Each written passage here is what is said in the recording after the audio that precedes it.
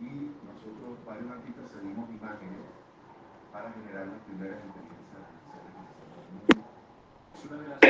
En Hechos capítulo 2, el apóstol Pedro es el que está comenzando después de la llenura del Espíritu Santo, y ya claramente él va a ir afirmando todo lo que Jesús ha hecho, ¿no? La intención de aquí del autor le está hablando a los judíos, ya que han venido de expatriados, le está hablando a ellos. ¿Por qué le está hablando a ellos de lo que habían recibido en Jesús? Y que Jesús, al que ellos habían crucificado, él realmente había hecho las obras de Dios, ¿no? Como Jesús mismo lo afirmó.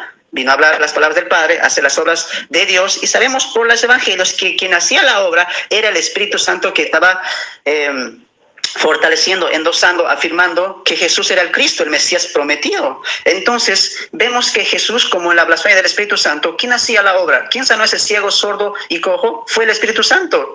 Entonces Jesús no actuaba solo. Por eso nosotros creemos en un Dios en tres personas, donde sí actúan las tres personas, Padre, Hijo y Espíritu Santo, no están solos. Ahora, en Hechos capítulo 22 para adelante, capítulo 22 para adelante, Pedro va a colocar importancia de aquel que ellos han matado. Ese Jesús que ustedes han rechazado, que han negado, el que ha hecho tantos milagros entre nosotros, a él ustedes han crucificado. Y Pedro va a sentenciar con lo siguiente en el verso 36. Sepa pues ciertísimamente toda la casa de Israel que a este Jesús, a quien vosotros crucificasteis, Dios le ha hecho Señor y Cristo. ¿Ve? Ese Señor es Kyrio, lo ha colocado por encima de todo. El punto en Hechos capítulo 2 es colocar la importancia a los judíos de que a quien ellos han crucificado, han rechazado, han negado, verdaderamente era el Cristo. ¿Y cómo sabemos que ese Jesús que caminó por Galilea, que fue hijo de María, etcétera, realmente era el Mesías? Porque Pedro lo dice, Dios lo aprobó. Dios lo aprobó. Entonces el punto de Hechos capítulo 2 es demostrar que ese Jesús que caminó entre ellos realmente era el Cristo, el Rey de los judíos, a lo cual los judíos se van a arrepentir y van a decir, ¿qué haremos? En 2:38.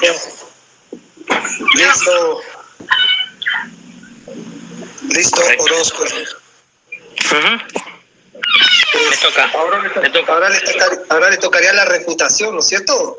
A mí, sí, a mí. Voy a ser corto y preciso porque mi pregunta fue clara sobre lo que él argumentó un versículo más antes, donde dijo él que Jesucristo era Dios y que hacía los milagros y se le permitió que le adoraran a él.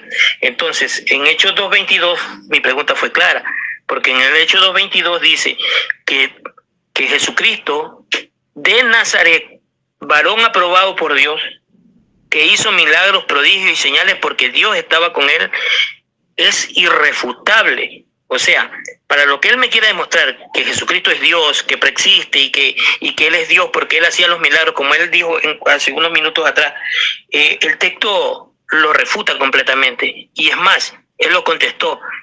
¿Por qué no dijo que los milagros los hacía porque él era Dios? Él no contestó eso. Él contestó que los hacía porque Dios actuaba en él.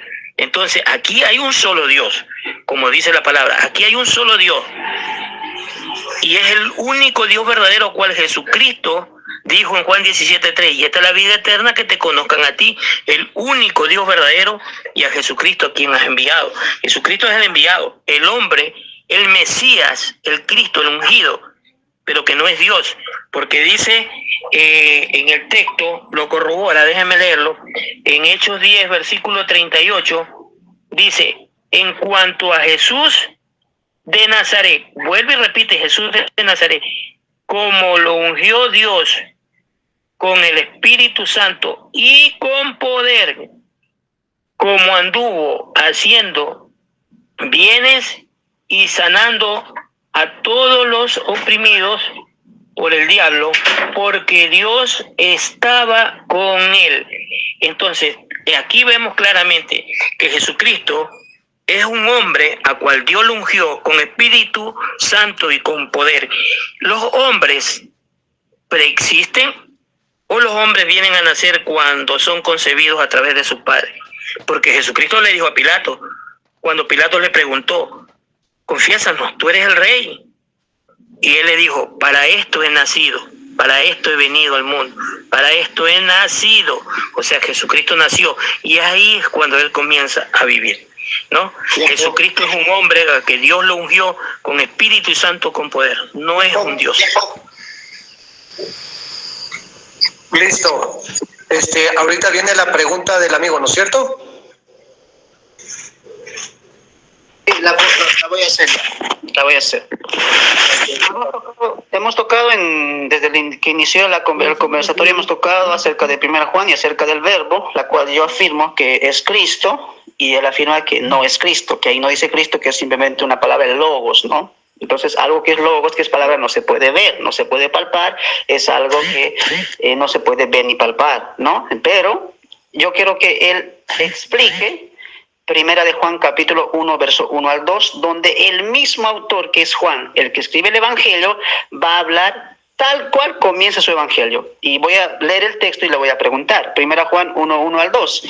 Lo que era desde el principio, lo que hemos oído, lo que hemos visto con nuestros ojos, lo que hemos contemplado, y mira esto, y palparon nuestras manos tocante al verbo de vida. En Juan, el Evangelio le había dicho, al verbo le ha atribuido creación, le ha atribuido la luz del mundo, le ha atribuido divinidad, porque era con Dios, estaba con Dios, era Dios. No hay duda de que ese verbo que ellos dicen que es palabra, logos, estaba con Dios. Yo creo que estamos de acuerdo en eso. El punto es si ese verbo es Cristo. Pero mira acá, hemos contemplado, hemos palpado con nuestras manos, aquí en Juan, al verbo de vida, verso 2, porque la vida fue manifestada y la hemos visto, y testificamos, fue manifestada y la hemos visto, y os anunciamos la vida eterna, la cual estaba, no dice está, la cual es el Padre, no, la cual estaba. Mira cómo lo separa, la vida eterna, la cual estaba, no dice está, no dice es el Padre la vida eterna, no, estaba con el Padre, y se nos manifestó lo que hemos visto y oído, etc. La pregunta para Barón Orozco es, ¿cómo él interpreta primera Juan 1 al 2, cuando el mismo Juan dice que ese verbo se ha hecho carne, lo han visto y lo han tocado?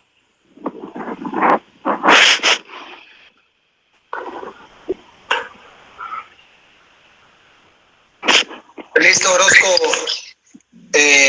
Contesta la pregunta. Oh, ya, listo, correcto. Cuando habla en 1 de Juan, el texto que me está diciendo el hermano, pues bueno, yo creo lo que el texto dice, ¿no? El texto está hablando del verbo, ¿no? Del verbo, no está hablando de una persona, no está hablando de Jesucristo, porque ahí en el texto no dice Jesucristo, ¿no? Dice el verbo, al verbo. Todo esto se está refiriendo a la palabra de Dios, ¿no? No se está refiriendo, como él lo cree, a una persona. Estamos hablando del verbo, el verbo. Entonces, cuando en Primera de Juan habla del verbo, yo no puedo argumentar nada más que lo que está escrito ahí. Yo no tengo una enseñanza o que me diga que Jesucristo es el verbo. Yo creo que Jesucristo es la palabra, como lo dice en Primera de Juan 1.1 y Juan 1.14, y en todos los textos donde se habla del verbo se habla de la palabra de Dios, porque si vemos a través de las demás escrituras, ¿no? Como dice la palabra en Salmo 119 versículo 160, la suma de tu palabra es la verdad. Tenemos que seguir sumando. Dice en Hechos 10, versículo 36, dice, Dios envió el verbo a los hijos de Israel. Mira lo que dice el versículo bíblico. Dios envió el verbo a los hijos de Israel, anunciando el evangelio de la paz por medio de Jesucristo. Este es el Señor de todo. Entonces podemos encontrar aquí claramente que la palabra refuta la doctrina que trae el hermano de aquí, que me está diciendo que el verbo es Jesucristo, porque dice aquí que Dios envió verbo a los hijos de Israel a través de Jesucristo. Tendría que la palabra decir envía verbo a través de el otro verbo. Vamos a encontrar entonces aquí claramente que Jesucristo no es el verbo, porque si Dios envía la palabra a los hijos de Israel a través de Jesucristo, estamos siendo claros que la palabra nos muestra que Jesucristo no es el verbo. Entonces, ¿de qué se habló en Primera de Juan se habla del verbo, de la palabra de Dios. Que la palabra la personifica en Juan 1:14 y le dice que fue hecho carne, correcto, y habitó en nosotros. Entonces, de esto es lo que está hablando la palabra, verbo. Verbo es el logo, la palabra de Dios, no es un hombre. Por eso le he pedido el texto a él, un texto bíblico que diga que Jesús es el verbo. No lo hay, no lo va a encontrar en la Biblia. Amén. Muy bien. Comienzo con mi refutación. La contrarrefutación, ¿no es cierto? Y mi pregunta después, ¿no? Creo que era después viene mi última pregunta, ¿no? Muy bien. Ustedes lo han podido escuchar, ¿no? Permiso, Sí, Es su pregunta. Ya, es su pregunta. Entonces solo mi contrarrefutación. Permítame un segundito. Tú acabaste de hacer la pregunta, porque tú le estás diciendo, explícame, ¿no? Le estás haciendo la pregunta. Él te está haciendo la refutación y tú le haces la contrarrefutación, y Orozco te va a hacer la última pregunta, tú le refutas y él te hace la contrarrefutación. ¿Te parece? Muy bien, entonces hago la contrarrefutación. Correcto. Muy bien, ustedes han escuchado, hay un mar de contradicciones, porque decimos que que el verbo es la palabra, el logos, y nadie está negando eso. También afirmamos que el logo es el verbo, que el verbo es la palabra, el logos.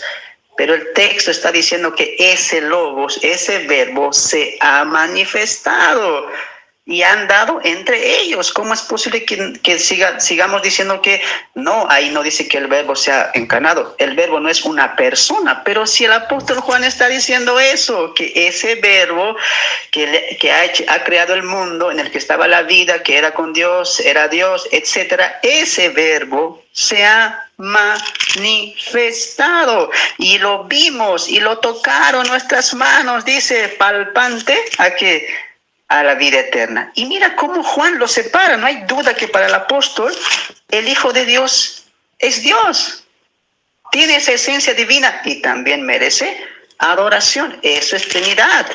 Nosotros adoramos a las tres personas por la esencia que tienen las tres. Las tres son Dios, ¿no? Entonces, ahí estamos viendo esa respuesta que ustedes han escuchado, ¿no? Yo solamente puedo afirmar lo que el texto dice, y el texto dice, ese verbo se hizo carne, y eso es lo que tal vez no estamos queriendo admitir, pero bueno, ¿no? Respetamos nosotros las interpretaciones también, y aquí en este debate no queremos ser también contendiosos, así que respetamos, y ahí viene la contrarrefutación, sin ser también saltarnos a la mofa o también a la falta de respeto, así que ahí espero la pregunta del hermano Orozco y yo la respondo.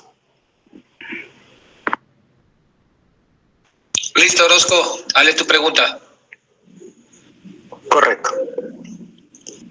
Deuteronomio 6:4 dice, escucha Israel, nuestro Dios uno es.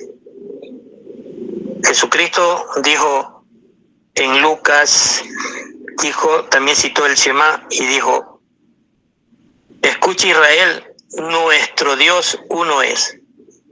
En Juan 17, versículo 3 dice Jesús, y esta es la vida eterna, que te conozcan a ti, el único Dios verdadero, y a Jesucristo, a quien has enviado.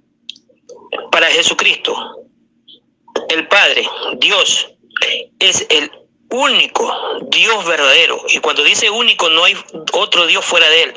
Cuando Jesucristo dice que es Dios, el Padre, el único Dios verdadero, ¿mintió sí o no? ¿Por qué?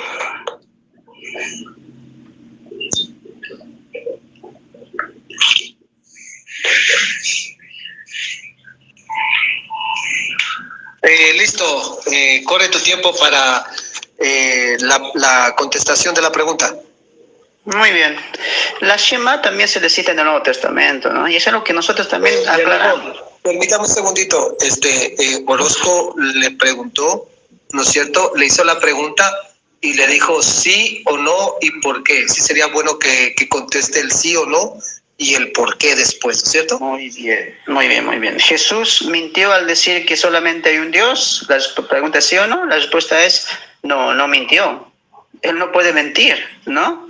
Ahora lo que hay que hacer, porque hay que entender eso, ¿no? Creo que no estamos entendiendo lo que enseña la Trinidad, y eso es un poquito lo que ustedes tienen que pulir, ¿no? Nosotros no estamos adorando a tres dioses distintos, nosotros adoramos a un solo Dios manifestado en tres personas, ¿no? O que en su esencia dan cabida a tres personas. Esa es la diferencia. Tenemos un solo Dios nosotros. El mismo Dios del Antiguo Testamento es el mismo Dios para nosotros del Nuevo. Ahora, la revelación ha sido progresiva. No podemos entender el Antiguo Testamento sin el Nuevo Testamento. Y en el Nuevo Testamento ya Jesús, el Hijo, se hace más clarividente, se hace más claro. Por ejemplo, mira, te voy a demostrar aquí nada más.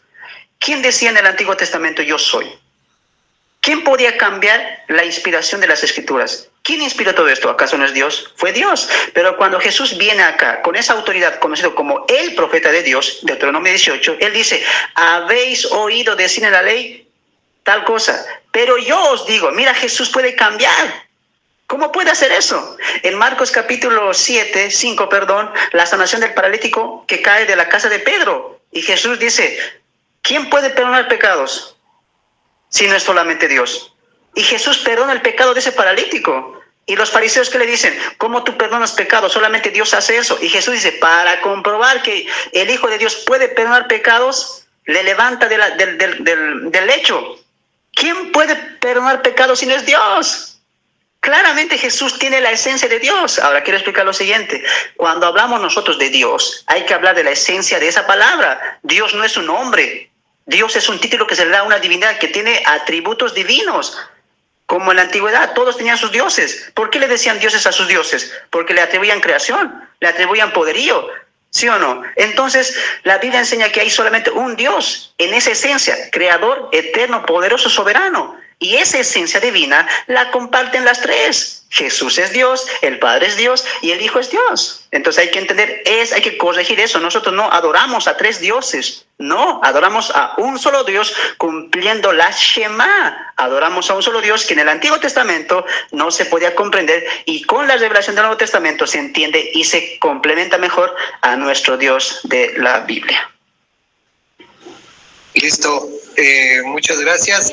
Y le tocaría refutación a Orozco, ¿verdad? Y hasta ahí se acaba, ya están 3-3, y de ahí sí puede ser la parte final, despedirse, agradecerse, ¿no? A mí me faltó una pregunta, hermanos, una pregunta. Yo solo hice dos.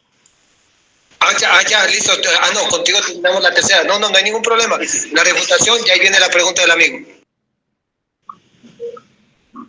Lleva dos él, parece que me hizo 3 ya. Pero bueno, vamos, ya mismo te puedes verificar ahí algo. Permítame un segundito, Orozco, permítame un segundito. La primera pregunta de él era con respecto al verbo, ¿no es cierto? La segunda pregunta fue con respecto a... La primera pregunta fue ¿por qué Jesús permitió que se le adorase? La segunda pregunta fue en cuanto al verbo, y la otra, ya me preguntó 3. Sí, y la otra fue que me expliques lo de Juan, primera de Juan, capítulo 1, versículo 2, 3 creo que es, o el 1, el 2 y el 3. Por eso, esa es la del verbo. Antes nos pasamos con 4 preguntas, eran 3. Sí, eran 3. Okay. Sí, esa es mi última pregunta. Sí, hasta ahí se acabó.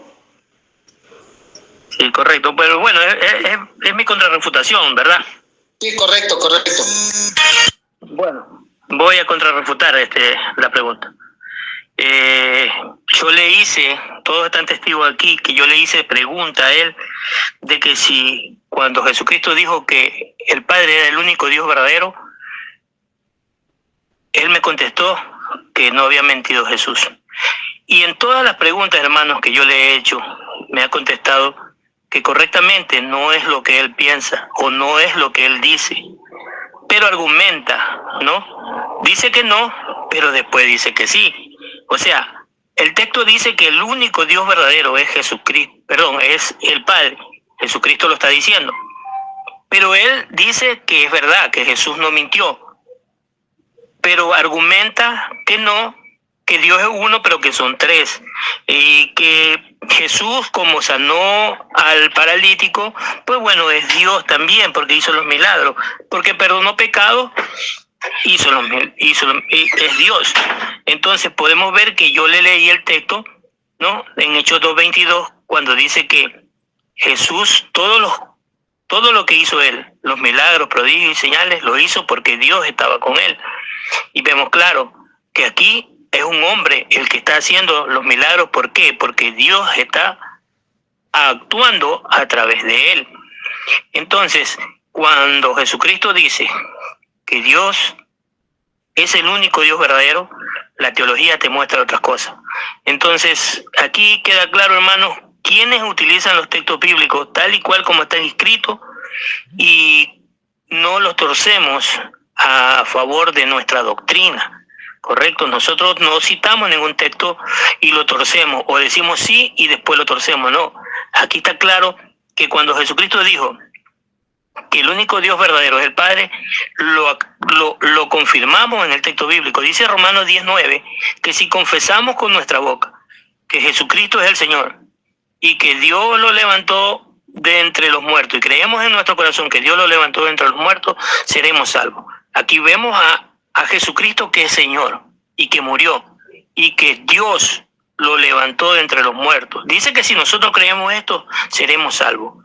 Pero la Trinidad te enseña de que si tú no confiesas que la Trinidad es real, no puedes ser salvo. Entonces, nosotros somos unitarios, pero el título unitario no nos salva. En cambio, la Trinidad te enseña que la Trinidad es un Dios, que Dios es 3 personas, lo cual contradice a todas las escrituras, en sus textos y contextos lo contradice. Dios es uno y Jesucristo es el enviado, el Mesías, el Cristo, ¿no? El mediador entre Dios y la persona, como dice en 1 Timoteo 2, versículo 5. Y eso es lo que creemos, hermano. Paz.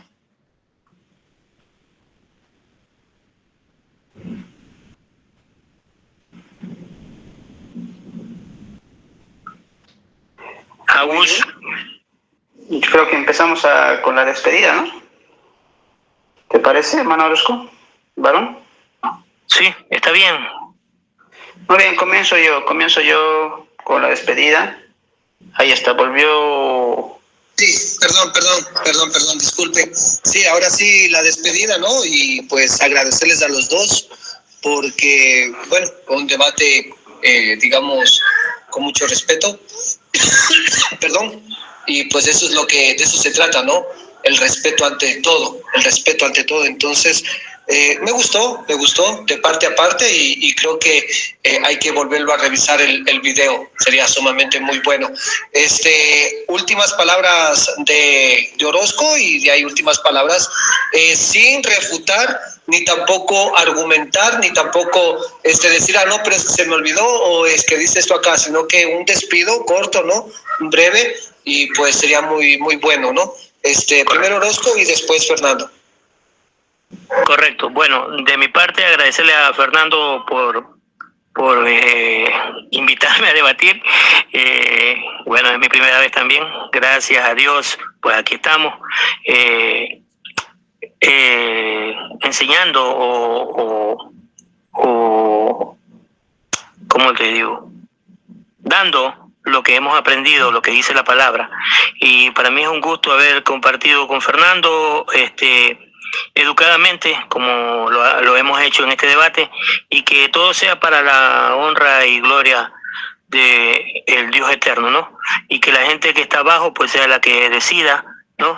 A quién le creen, ¿no? A los textos los textos que hemos citado. Paz. Listo, amigo Fernando.